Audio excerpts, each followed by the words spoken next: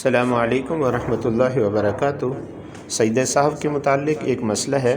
جیسا کہ سجدہ صاحب کے متعلق گزشتہ ویڈیو میں بھی ایک مسئلہ بیان ہو چکا ہے کہ نماز میں رکعات کی کمی بیشی سے سجدہ صاحب لازم آتا ہے یا نہیں۔ اس بارے میں سوال ہے کہ اگر نماز کے دوران غلطی سے ایک رکعت کم یا زیادہ ہو جائے، دوسری صورت یہ ہے کہ رکعتیں پوری نہیں ہوئیں، پہلے ہی سلام پھیر دیا، تو سجدہ صاحب کیا جا سکتا ہے یا پھر نماز دوبارہ ادا کرنی چاہیے؟ سوال یہ ہے، اور اس کا جواب یہ ہے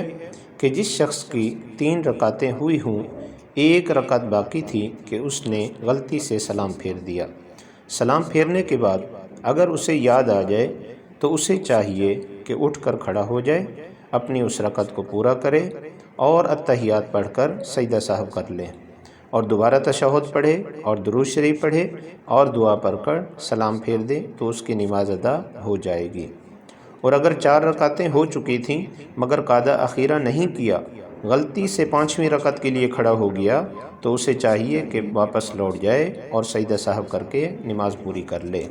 اور اگر 5ویں رکعت بھی مکمل کر لی تو اس کے فرض باطل ہو جائیں گے، ایک رکعت اور پڑھ کر سجدہ صاحب کر لے، نماز پوری کرے، یہ رکعتیں نفل ہو جائیں گی اور 4 فرض اسے دوبارہ لوٹانے پڑیں گے۔ بہت شکریہ۔